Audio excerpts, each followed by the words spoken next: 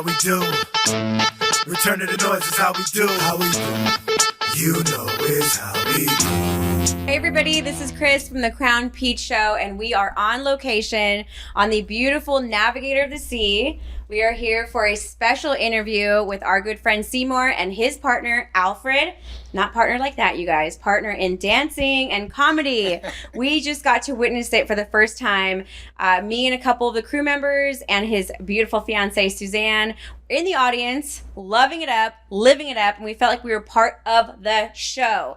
Later on, you guys will get to see a clip of what we got to endure and enjoy live. But with me right now is Seymour and Alfred. Thank you guys for being here. Thank you. What's up? What's up? Yeah. It's exciting. It's exciting. So I want to know everything from the past to the present, but I know we have a short amount of time because the dance floor is actually calling us now. The dance floor is calling exactly. us. So the amphibious comedians. All the people. We're about to mingle with all the people that just saw you guys perform. Yeah. You know what? I want to ask you guys, how does that feel? Oh, that's the wonderful feeling in the world. Feels great? Oh, lovely. Oh, yeah, man. Because you've been doing this for how many years now? We've been doing the show for a good 29 years. 29 years together performing. Wow. With the last of the Mohicans singing. Well, you're the last of the Mohicans, but I'll tell you what, I've never seen a show like this, where it's comedy and hip hop brought together, improvisation, you know. Is any of it scripted? Yeah, so we have like a basic script, and then sometimes we just throw things in. You know, it's just kind of like we have a lot of stuff like in storage, what you want to say, and you know, if something happens, I can remember it, and then I'll throw it in or something like that. So. Like the people showing up late. Oh, is that something that happens all the time, so you know exactly what to do? It's inevitable. Right. Everybody, there's never been a show where somebody's not going to show up late. Yeah. So that was awesome. Fun for us. You pulled them straight to the front of the class. Yeah, you got to. And said, sit your ass there. Just like the class, yes. Exactly. Now everyone gets to see you guys. Yeah. It was great. I loved it. Seymour, I know you grew up in Colorado, Denver, correct? Yeah, yes. Alfred, where'd you grow up? Denver as well. Really? Born in Colorado Springs, El Paso, Colorado Springs. Nice. So you guys both still have family there? Yep. Still got family. Yep. Sweet. Brother, sister, dad, and mom. Nice. Yeah, I have family there too. It's a beautiful, beautiful state. Yeah. Right? Very beautiful and nice and cold. Yeah. Cold. I wouldn't want to go back there to live now. No, just to visit. Yeah. How y'all doing? See you later. Hi, bye. Come to Cali. Right, Come to Cali. You know you want to. But just in case, if something happened where you just had to go live, I want to live. But if I had to, Colorado Springs. You know what I mean? Like outside. I wouldn't be in Denver. Yeah. It's beautiful there. I've got family in Delta, Montrose. It's, off the beaten path. Grand Junction. It's a beautiful place to visit. Mm-hmm. Yeah. Nice to visit. So you guys are childhood friends. Yes. Look at you guys dancing for each other at the same time, all in sync and shit. See, I would it's hope just you'd natural. I'd hope you'd be in sync after so many years. So was this a dream as a child to perform together? Yeah. Not to get at first, no, because actually I was doing stand up and he was with a breakdance group, and we kind of like formulated from that, and we just kind of like we started hanging out, and they would do functions, and then I would come and check it out, and they would kind of let me MC or something like that, or Michael Jackson impersonation or whatever, So you were opening for them, but you were opening like a comedian opening for them, and they were going to perform? I wasn't even really doing comedy. I was just kind of more like doing Michael Jackson. I would like impersonate Michael Jackson because it was like dance. They were dance shows and stuff. So I would do like an like a quick Michael Jackson song or dance on it, and then I'd say a few things, but I didn't do like any real comedy. Oh, got it. But it was always comical. Yes, that's what I'm picturing. You know like him, it would be like Michael. He had long hair, but he had like boots way up here. Yeah. So it was like, it was funny. So he was the icebreaker. Yeah. He was just and like, you were the breaker. We was a break dancer. Yeah. And he would. Did there. Okay, yeah. See that? No pun intended. I really meant it though. But it was always. But I mean, me. It was always my dream to perform. Though I always wanted to be. When I first laid, my eyes on Michael Jackson. Really? As a kid, or you were like, that's it. Robot. Like I was Michael Jackson. Like to my house, like that's me. Yeah. That's what I want to do. What about you, Alfred? What was the dream growing up? I just loved Jerry Lewis movies, and I was always a big fan of Carol Burnett. So I just watched those shows, and and I just always got it. People underrate Jerry Lewis, but he was a genius. So I just loved how scripts that he had wrote. He did a lot of movies and produced, and I just always liked that. And I wasn't never the hardcore comic. you know. So I just like the silly part of I think that, and I feel like sitting, front row, I was like a kid, like, I seen that. It's easy, it's light, it's not in your face. Do you know what I mean? Yeah. It just, it's comes so natural and seamless that there was a couple times that I was absorbing it, just watching. But in the inside, I was laughing. But I just was so caught up in like, wow, look what he's doing. You know what I mean? Look what he's doing. I was like, where do I look? You know what I mean? Yeah, it was great. And I felt that. It was Jerry Lewis, seamless, natural, just you being you. Right, yeah. And the audience got it. And that's funny you say that because I was crazy about Jerry Lewis. Like, it was just like, he was just, I was just like, oh, this dude is so funny. And just like, make these faces. The faces. And the physical. Faces that pull people in. So I didn't really think about true comedy. Because I was real shy. I didn't really have the nerve to just stand up and talk. But if I could dance, my comedy was through always my dance. Like, everybody was these real serious dancers, but I was like one of the first ones that go. Like, I would dance and do some stuff and I'd go, or something like that. And everybody like, and they go, oh, that's funny. Yes. You know what I mean? So it catches you off a little bit. Like, what the hell? Yeah. So it's always physical. Love it. Definitely physical. What about pulling people on stage?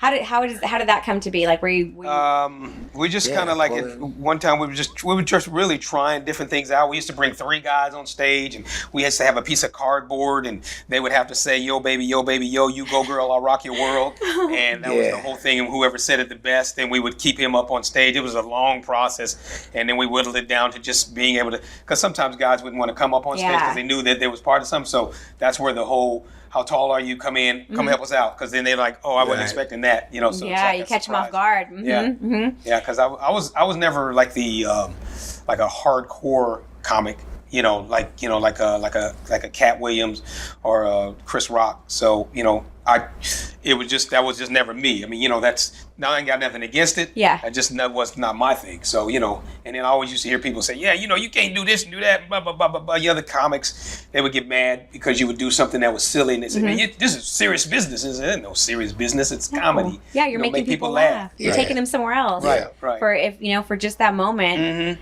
Wow. But I remember he used to always like he felt like he had to be like in the suit though, like all proper. Yeah, be proper and be funny, but be just keep it not serious, but like you said, be like professional. And then I was like, well, nah, Alfred, just be casual. Just be you. Yeah. People relate but to he real. When he dressed up, he's dressed up like cool. But I was like, Speaking of dress up, who picks this out?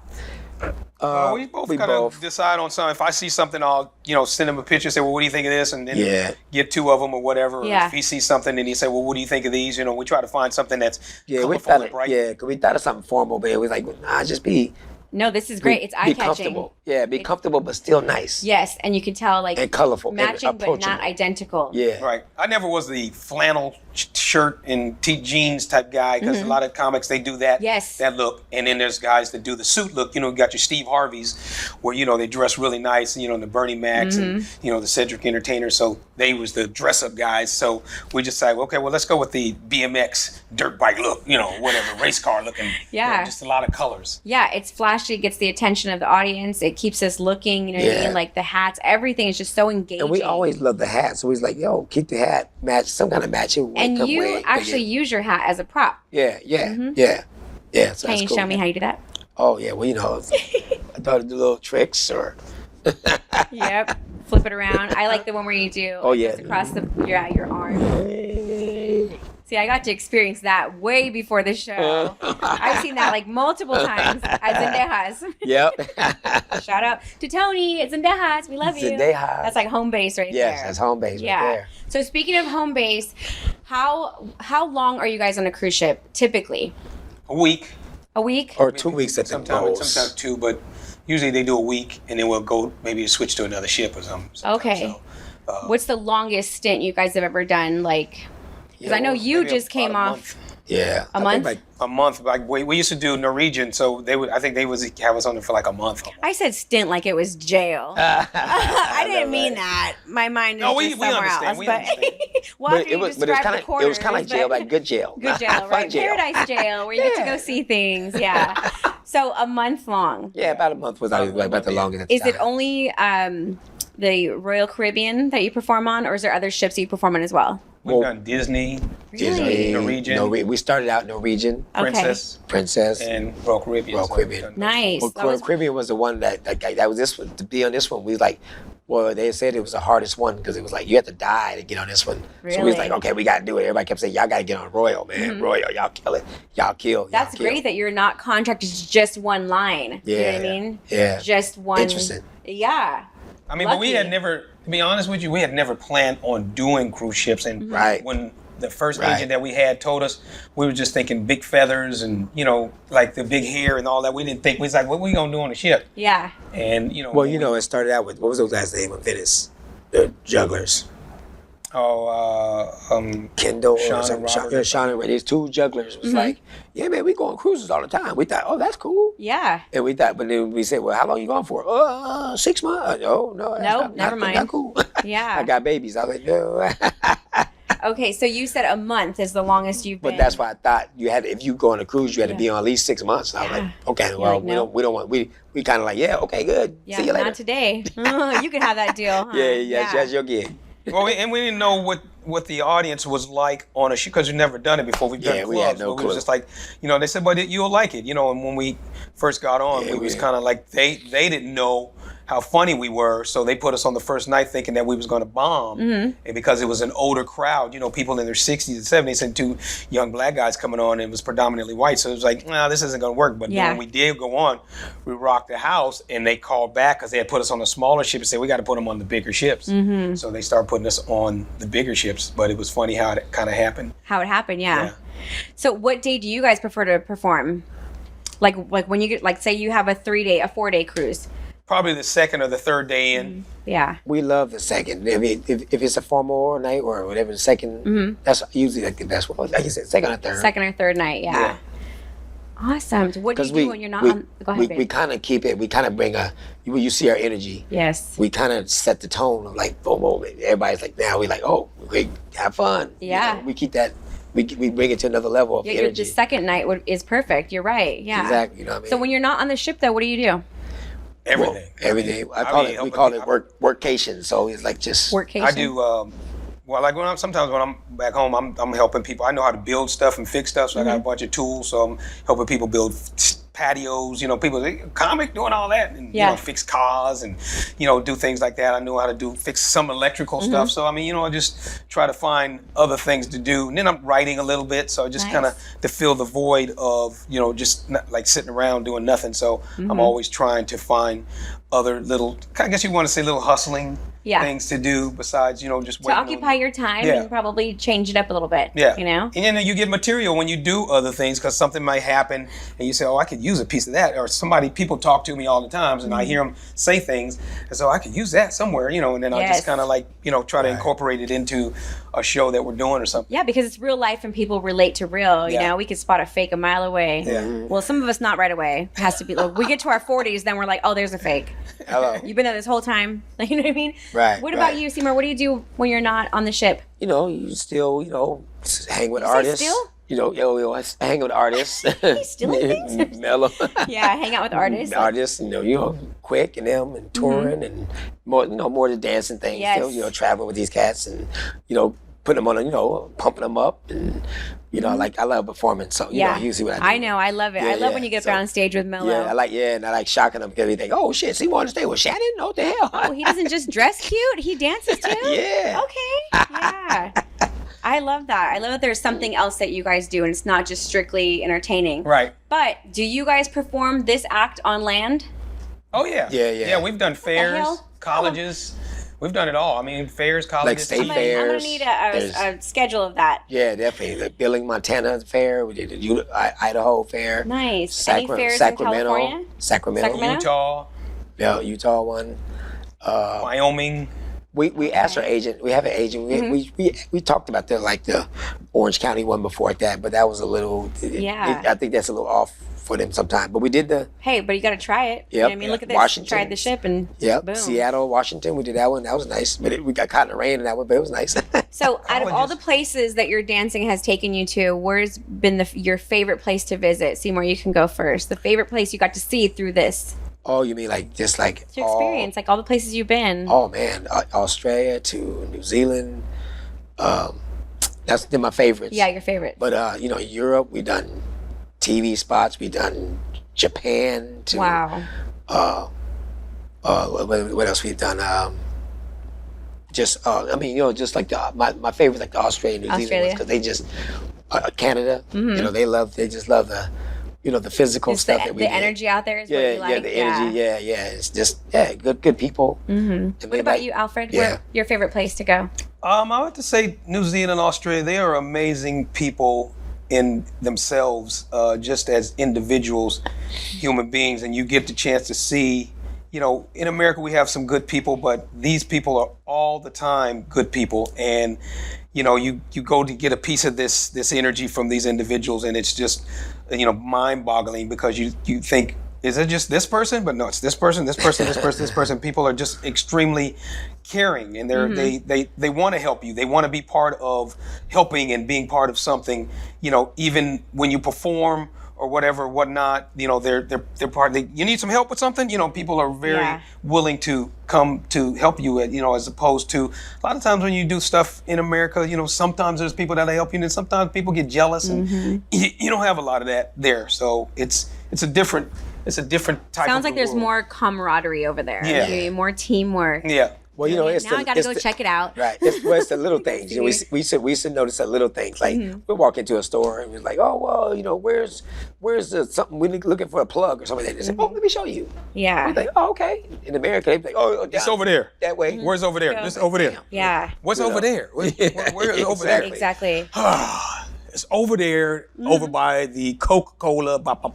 Yeah. Right. Just keep going. Just keep going. Yeah. Yeah. Taking them that out of their vibe. day of doing nothing to come help you do something. So it's like the weirdest thing. So And I on love the vibe, because they will support what you do. they're excited. They want to see what you do, and they want to support you. They're like, okay, let me see if I can get you on something else, or they try to get you to keep it going while you're here. Let's see what we can do while you're here. Wow. Yeah. I We love don't that. got that around here in these Yeah, parts. you know what I'm saying? Yes. They were what they call busker festivals, and they bring over like 15 amazing acts from around the world, and that would do amazing things. So everybody had their own little shtick that they did, and you wow the crowd over, and people actually come to see the shows, and then at the end of the show, they actually put money in the hat. That was Wow. they was there for those 15 days to distribute money and stuff like that. So it wasn't like it was that hard to do. If you had a great act, it just enhanced it more for people to give you more money and stuff like that. So Wow. that was another thing that was great. I mean, they got California, they got Venice Beach, but it's not like it used to be years ago. So it's not, it's just kind of like people are trying to struggle there. But they said in the streets, they would set up microphones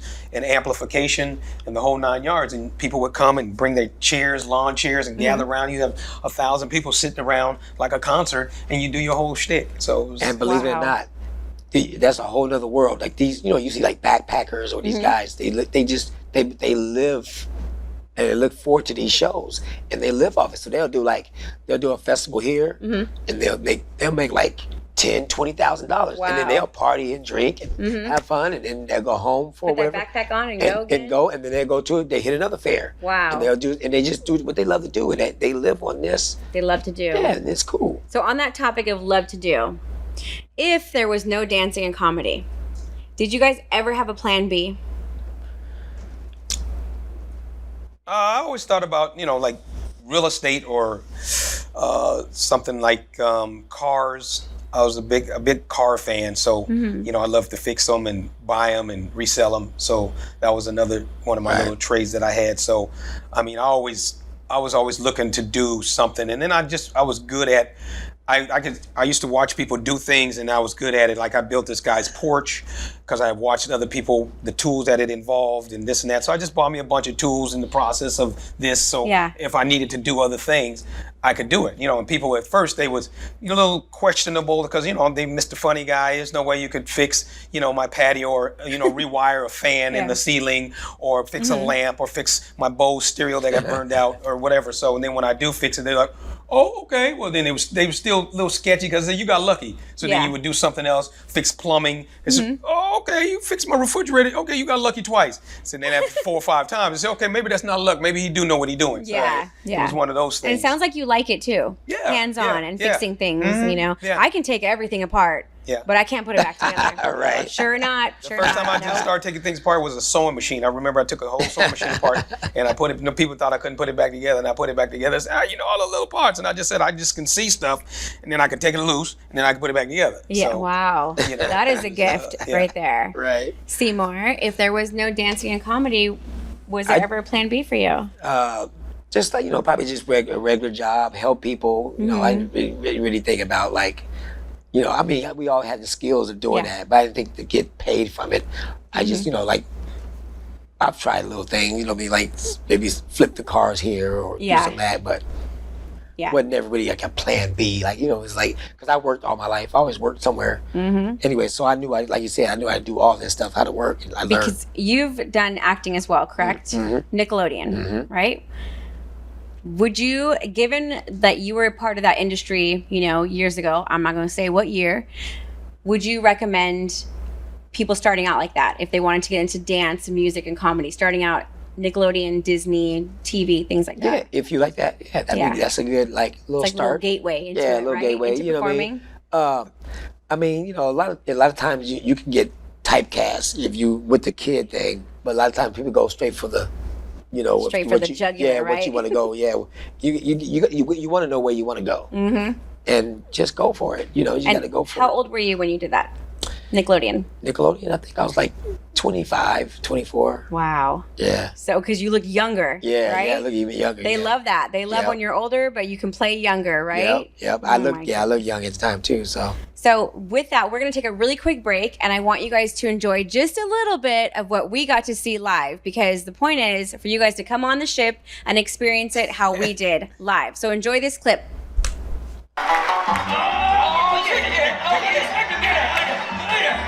We got friends in local places too. Look out, Tennessee, here we go. Yeah.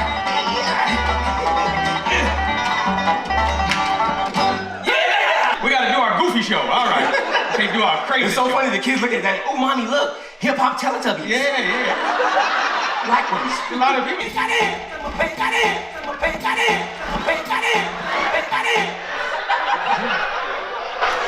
Why is that skipping? It's the iPad. I know. Stupid technology. Oh, there's some lint on the needle. I don't care if y'all want to laugh. I'm gonna keep blowing until everybody laughs in here. Now what? That's not it. That's the show we do with the mafia. Oh, that's right. That's right. I forgot that. I want you to say hello to my little friend. Oh, I see how it is. So, okay. You want to make fun of me, and y'all want to laugh. So you know what? When we get home, I'm telling mom. Yeah, laugh at him. This is a grown man still living at home with his mom and daddy. First of all, you make enough money. Stop living with your mom and daddy and using your daddy's truck and go be responsible. Get your own house.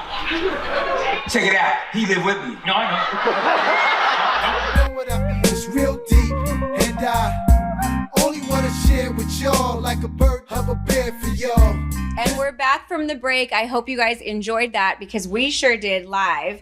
So on that note, you guys, after the audience just got to see what you guys do just a little bit, what do you guys do to prepare for that kind of performance? Because there's so much energy in that.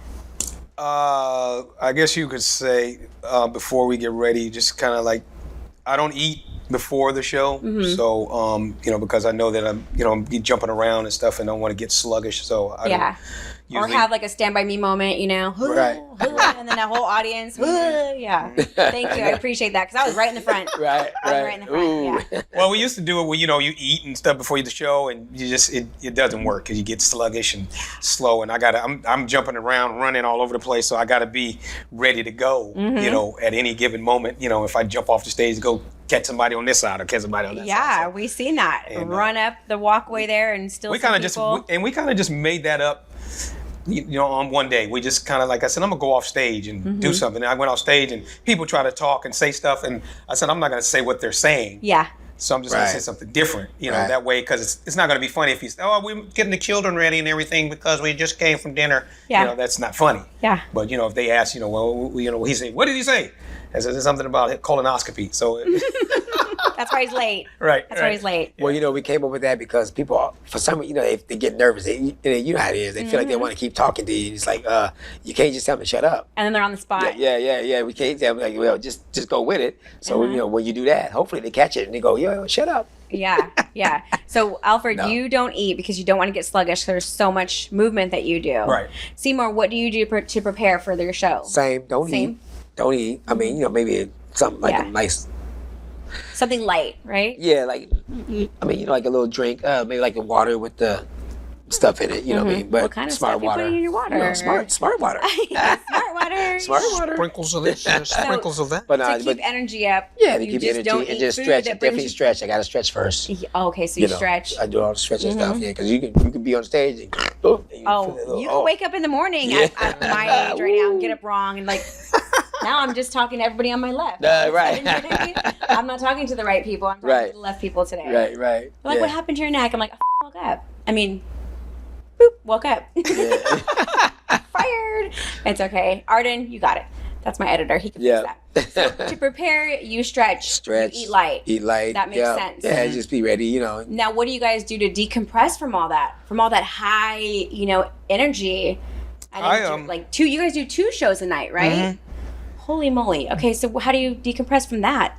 I used to do yoga, so I do a lot of stretching on the ship because obviously I can't go to the class that I used to go to, and it just kind of relaxes me and and some quiet. I can't have me personally. I can't have anything going on. I just have to just like sit there and think and just quiet for till the next show. I can't be like, oh, let me bust the TV on or let me do this and that because I want to stay in mode. So I just kind of like think thought process of going through keeping the energy right for me at that level. So if I start watching stuff and start going to do other things, then I lose that energy and then it's forced towards somewhere else. So that's kind of like what I do to decompress. I just kind of like at the end of the night just kind of like relax. I'll sit and relax for about half an hour and quiet, and then just kind of like if used to go to the club, go dance a little bit, but now I just kind of like relax. Okay. And maybe read a little bit, but for the most part, just relaxing. Just relaxing. Yeah. What about you, Seymour? How do you decompress from all that?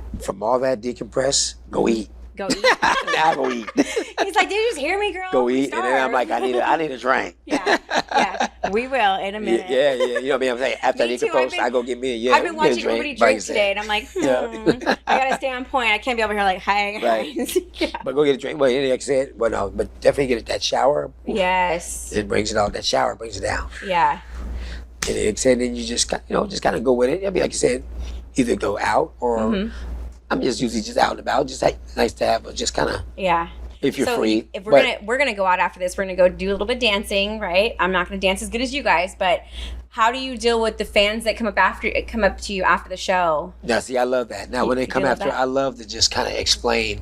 Then they ask me certain questions. I love the energy coming from it. They go, just to hear the feedback. They go, I didn't expect it like that. Yeah. This, because you just say the basic, hey, come check us out. It's a good show, blah, blah, blah. They don't know what to expect. And then just to hear that.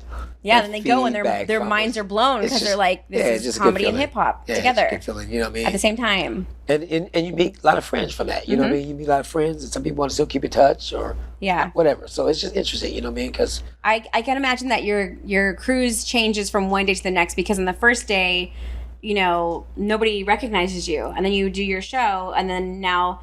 Well, sometimes though people don't recognize us after we do the show, because when we have our scarf, they recognize him more than they do me, because when my scarf is off, people they're not sure. They say, no, is that no? That's not him. Yeah, they're like, can we see your ankle, sir? There you go. We try to make sure it's him. I've had people come up and say, "Oh, you see those 2 black guys? The show, the 2 black guys?" And they'll say, "Oh, no," and then I just want to hear what they got to say. What's going to be the outcome of it? Yeah, that's a good feeling about it. Yes. How are you? But the good thing is, I love because other like famous comedians like that, they just do the show, they hit the road, they're gone. They get in a limo. We do a Netflix special at some stadium or whatever. But we can come back. Like I said, but we can come back and get the feedback and mingle. Yeah, and that's cool. Mingle and talk and get to know your audience. That's cool. Yeah, and make fans and friends. You know what I mean? For sure. Yeah. But then there's some that go too far. Elaborate, please. They get carried away with with some of them feel like now that you've been a comedian on stage, they can open up and say whatever they want to say, and sometimes it's not in good taste. So you have to be cool with it, and you just say, oh, okay, and they say, yeah, hey, wait, I got a black joke. They always want to, I got the black jokes, and just that type of thing. So you say, okay, go ahead and tell it to me. It's probably something you've already heard. And I think sometimes they just feel like they want to say that because you're black, and he's comfortable with it, so I'm gonna go ahead and do it. That's when things get awkward. I'm gonna tell you what. I either go in jacuzzi or like say the next day, and I'm in a jacuzzi. I swear to God, and my sweetheart, she experienced it. They want to say the N-word. Oh. They want to say it, and they will say it. It's so funny. How do you deal with that? It's cool. It's just a word. I don't trip on it, but it's just weird how. It's weird. It's weird how the people just want to say it. It's like, yeah. It's so funny. It's like they want to. I don't know. Maybe it's cool to them, or they want to. I don't know. I don't like the word. So I'm just saying it like it is. Well, no, we don't like it, but it's just. Like saying it. But they say it. But what you gonna do? They just say. Yeah. What can you do? I'm just like I don't get all belligerent, and I'm just like, hey, look. Yeah. Well, you just we'll keep just leave that where it goes, and that's in the gutter. That word, just leave that where it goes. But you did mention something that I want to talk about, and that is your sweetheart. Yes. First of all, I have to tell you guys that they are my favorite couple because they always dress to impress. You guys don't believe me? We'll have to post some pictures on the Crown Peach Show Instagram, and you guys will see for yourself. They are the cutest couple. Your sweetheart comes with you on your cruises. And I found out tonight that she watches every show. And I thought that was beautiful because there's not every couple is like that. So supportive of each other. Yeah. Do you know what I mean? It's good to have that support. They don't always show up, for you. Yeah. So you get to travel with your sweetheart. How amazing is that? Yes, I love it. If she can go to every trip, I'm with it. By my side. I love that. Maybe people ain't with that. I see some guys ain't like that, and women, I get it, but. And they want to break from each other and whatever, to each their own, you know what I mean? But if you get to experience this with the person that you love, that's amazing. That right there in itself is a blessing, for sure. Yes. Alfred, do you have a sweetheart that you bring with you on the ship? Yes, I have a significant other, and she's amazing, and we have a great chemistry. She's seen me 1,000 times on ships, so she's kind of like, all over it now, because she's like, because I'm foolish enough at home, so she said, okay, but she likes to come on the cruises sometimes, because when we go places, so she's been on quite a few cruises and stuff like that. So, she's just amazing individual. I mean, I've learned a lot from her, and I think that when you with an individual, if you can't seem to learn something from them, and they learn something from you, then probably that's not going to work out, because that's what life is about, is learning and being with people where you can teach each other to grow together, as opposed to just somebody knowing everything and you know nothing, and you thinking that's going to work, because it never works that way. So she's really smart and just has taught me a lot of things. I've taught her a lot of things. So, that's the amazing part about the journey with her. And and I've gone through a lot of bad times, situations, and I just kind of like she's talked me through the situations to where she says, well, you got to make up your mind and decide what you want to do. So she's been that person for me, which a lot of people don't do that. They'd rather fight and say, oh, let's go separate ways. But she's been the one to say, okay, well, let's talk this out and let's see what you want to do. It sounds like she's transferred over to more supportive behind the scenes for you. Yeah. Do you know what I mean? Yeah. Well, because I came up from not a great background, coming up as a child. So I picked up a lot of bad habits and traits from my father and from my mother. So I had to relearn a lot of new things that I was doing that was very not good. Yeah. So. And it's every day we're learning and evolving, and if we're not, then we're stagnant, and we just, So are either of your significant? Go ahead. And I'm like, I like to show, like you said, I like that, and we have, like I said, we connect together. But I like to show people, you can be connected, and show people that we're connected. Yeah. And it's okay. And showing them that's just one part of it when we dress alike. That's amazing. But at the same time, that you can have this connection. You just have to learn how to do it. You have to learn how to do this. Yes. Yes, I love it. The matching outfits, I love it. And I think it also shows that that's your teammate. Yeah. And that you guys are on the same level. On the same page. Yep, yes, same level. Yep. Same page. I'm like, God damn, the color is the same. They're on the same page. Yeah, Shit. same color. Shit, I feel bad for my next guy. Yes. And I keep her, you see me, like you said, keep her happy. I keep her on her toes. Like, and she loves it for once. You know, a woman that's, I'll do some stupid jokes and keep her on her toes. And, I do this thing with, I take the bottle of water and I go, and I keep getting her all the time. Oh my gosh. Never a dull moment, right? Never a dull. I keep it going. So a lot of the times I see the entertainers tend to gravitate, to date entertainers. Neither one of your significant others are in the industry, correct? Right. Yeah. Right. Yeah. So that works for you guys. 'Cause I've seen a lot of times like people date fellow musicians or someone in the same field, Right. But it works for you guys. Yeah. Yeah. That's great. Yeah, it's lovely. It was nice. So let's say there's problems between you two. Does that ever affect your performance? Because you can't always get along. We don't always get along with each other. Is there ever a time where you guys are like, oh, I really don't like you, but let's go, let's do this? No, we just always just said, hey man, we first started, we say, look, if we have some issues, this and that, blah, blah, we ain't got to we never just got crazy in front of people, this and that, it was just like, hey, look, it is what it is, and just keep it moving. Yeah, because it's hard mixing friendship and business together. Yeah. It's tough, but we got it, but we always, I think we even a little different. We always knew we was always on the same page, and we just say, hey, what, just let it go. Go ahead. Oh, it was just when we first started, we really didn't grasp the concept of how we was going to make it work.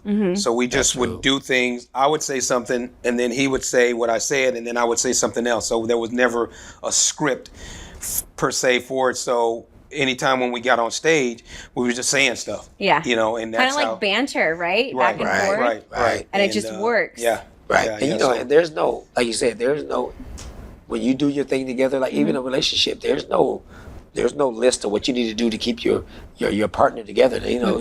Y'all, you got to figure it out. It's like a relationship still. So you guys equally, when it comes to creativity, you guys have equal say, correct? Yeah, I mean, well, you have your, you got to let.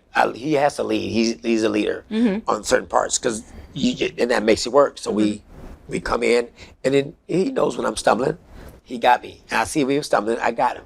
Nice. And it works. I never get get married to material. I used to be more like, which I know that would like make him upset. Is I would do stuff like I would say something one night, and then the next night I would change it. Where'd that line come from? So I just had to learn how to because I was an improver, so I always throw new things in, and I was always trying new things. So I'm getting better at that because that was just my thing. I was just like I would say something, and then when I first started doing comedy, then I would forget what I said, so I just say something different, and I said, oh, I forgot I used to say that, and boom, and then I have this plethora. It just started building up with material, so it's one of those things where you just kind of like I'm good at improvising, so if I see an item or a product or something, then I'll try to incorporate that into the show. As you can see, we use props, so I'll see something and I'll just say, what can I use this for? And I'll just hold on to it, and then I'll tell him, oh, I found this. Yeah. And he said, what was that? And boom, boom, boom. Right. Which was good, which was good. But at the time, I know we know now, but at the time, I would just say, Alfred, I know you would go, but just remember, I got you. Yeah. Even if you got something, I can play off maybe what you said at that moment. Right. But then he'll go on something else, and I'm like, well, you see that, Suzanne? He might keep you on your toes, but Alfred's got him on his toes. So Alfred's got your back, babe. Right. So that was the only thing. Ooh. Yeah, that was the only thing. A lot of time, a lot of time, and I go, damn, I was gonna say something with that. You know what I mean? I could say something. So I was gonna say, Alfred, man, I'm right here. So I know you two have worked together for 29 years, almost 30 years. Who else have you guys worked with in the industry that is memorable to you? That maybe left an impact, or someone you admire in the industry? Oh man, Jamie Foxx, Keenan and Cal. I've known and met like a lot of the comics, Chris Tucker and D.L. Hughley and Bernie Mac, Earthquake. I mean, all these cats used to go to the same club. Michael Collier. We met Aries. Yeah, well, he started out with the first, but I know these guys now. Yeah. There was just a lot of comics that just, met, even Cat Williams. Never met Kevin Hart. And Dave Chappelle, never met him. Mm-hmm. But, those are some of the guys that, Tommy Davidson, Chris Spencer, what's his name? AJ Jamal. Mm-hmm. He actually does cruises too, so him and Alex Thomas. I mean, there's a lot of guys that we know and we've seen and we've been on the club. Gabriel Iglesias, did I say it right? Gabriel Iglesias. Fluffy. Yeah, there you go, Fluffy. And then what's his name? Carlos. Mencia. Yeah. No, not Mencia. Carlos.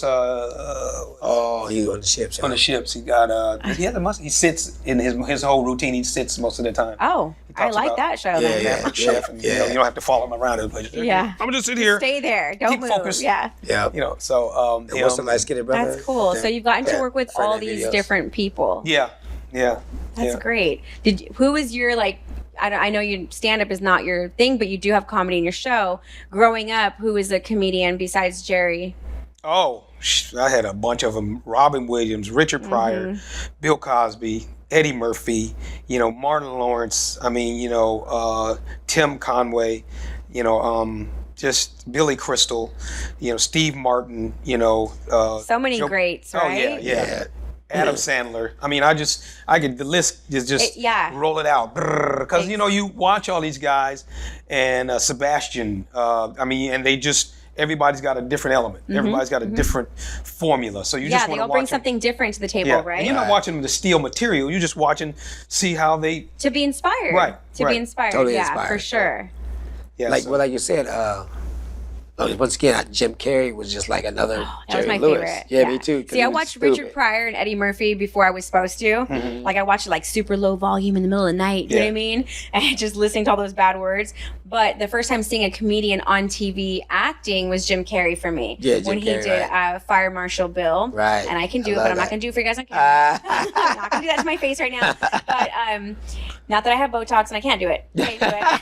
I might crack something or lose an eyelash. But that was my first time seeing a comedian acting on TV instead of right. just stand up. So that's my favorite Jim Carrey. Yeah. Jim Carrey. And then I love Eddie Murphy because he's the one that showed us that young people can do it now. Because he was young when he came on. Yeah. And I'm like, hey, he's young and clever. Young, I'm like, in that okay, red all right. leather Yeah, outfit. clever. Like, whoa, I'm here. Delirious. Yes, I'm here and I'm staying and I'm going to say whatever the hell I want to say. Yeah. And you're going to love me. Yeah, he was awesome, for Yeah. sure. I was always a big fan. Well, Jamie Foxx was. I remember one time going to a club and he said, Alfred, he said, man, you got to do whatever you have, on stage. Bring it out. And I remember he was getting ready to go on stage, and 3 comedians came up to him and they said, hey man, Jamie, don't be doing all the singing and stuff because you messing it up for the rest of it. And he was like, oh yeah, you're right. Okay. As soon as he got on stage, he started singing. He said, man, you can't hold back your skills because somebody else don't have the skills. He says, that's what you got to do. You got to, bring out all the guns and shoot your ammunition out there and let people, Leave take it all up on stage. Right. Leave it all on the stage. So, musical influences. How do you guys choose your music for the show? I've always loved music, and I mean, music from musicals to songs to, artists. I just loved it all, and I used to love commercials, and and I just, like I say, watching In Living Color and watching the Carol Burnett Show and watching Saturday Night Live at the beginning when it was first out. Yeah. They did all these parodies and music, and they incorporated all that stuff. So I just always loved it. I said, how can we do this? And then once Apple came out with GarageBand, I was in heaven because I was like, I can slice, because we used to do CDs and you'd have to try to find the part of the CD on there and try to line it up, and then it wouldn't be the right part where you want it, so then it slow up the show. So, okay, let me redo it again. Okay, let me redo it again. And then, y'all keep redoing the same stupid song. What's wrong with you? Rewind. So, right.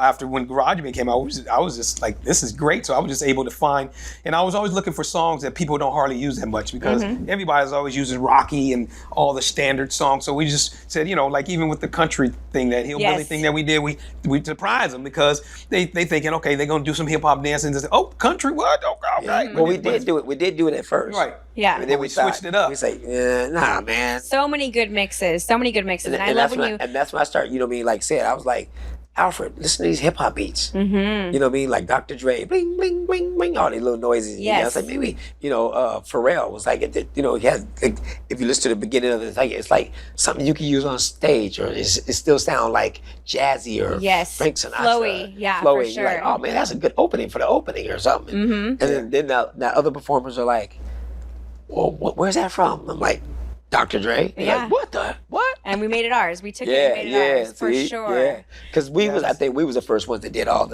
and they copied us. They would never say it, but these cruise ships, they'll have bingo, and they go, all right, and the next number is ding, ding, ding, ding. See, we did all that. Mm-hmm. Yeah, you guys inspired them to bring it into the bingo.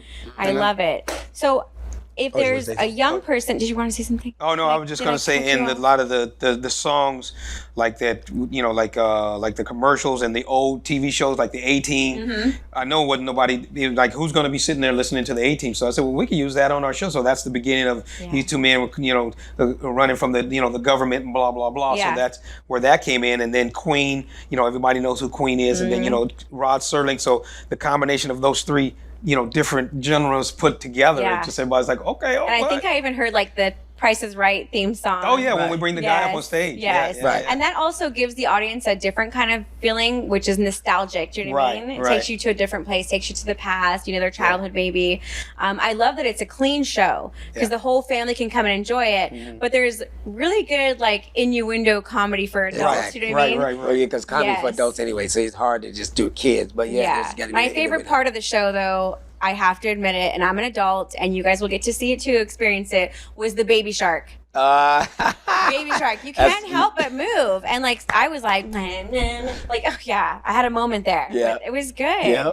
It was really good. But like I said, it's a clean show that the whole family can enjoy. And I really want your guys' schedule because I want to bring my whole family to enjoy it, Definitely. you know, for sure. Yeah. Or come on a cruise, I don't know. But before we sign off, before we go, a young person wanting to get into this and do what you guys are doing, what is some advice you would give them?